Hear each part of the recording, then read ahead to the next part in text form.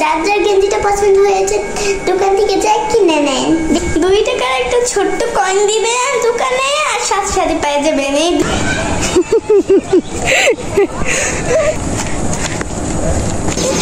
এটা আমি চিনি না। আমি গত 1.5 বছর ধরে একটা ননস্টিক প্যান ব্যবহার করছি।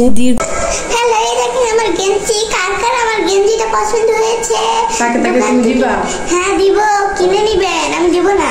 যার যার গেঞ্জিটা পছন্দ হয়েছে দেখুন ভালো করে, যার যার গেঞ্জিটা পছন্দ হয়েছে দোকান থেকে যাই কিনে নেন। বেশি টাকা নাই, বেশি দাম না, কম টাকা।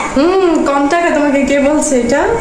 হ্যাঁ 1 টাকাও লাগবে না, 2 টাকার কয়েন দিয়ে পেয়ে যাবেন। 2 টাকার একটা ছোট্ট কয়েন দিবেন দোকানে আর সাথে সাথে পেয়ে যাবেন এই 2টা গেঞ্জি। এই দেখেন আমার চুলের ঝুঁটি। কার কার চুলের ঝুঁটিটাও পছন্দ হয়েছে দোকান যাবেন অবশ্যই কিনে নিবেন। এইটা ফুলপিটা ও খাবে।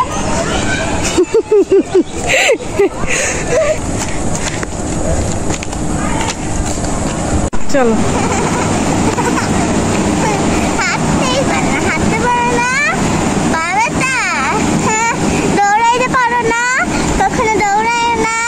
না, আমি জীবনে কোনোদিন দৌড়াই নাই তো এই জন্য। ছোটবেলায় খেলো নাই? না খেলি নাই। তাহলে করছোটা কি? ছোটবেলায় শুধু লেখাপড়া করছি। যাও সোজা হাঁটো। এই যে আম্মু এই দিক দিয়ে যাও, তাকাও এই রেল লাইন থেকে যাও, সোজা হাঁটো।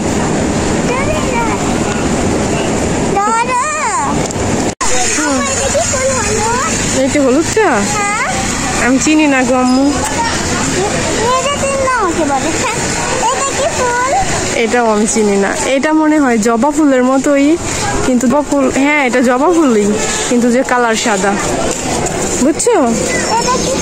এটা আমি চিনি না।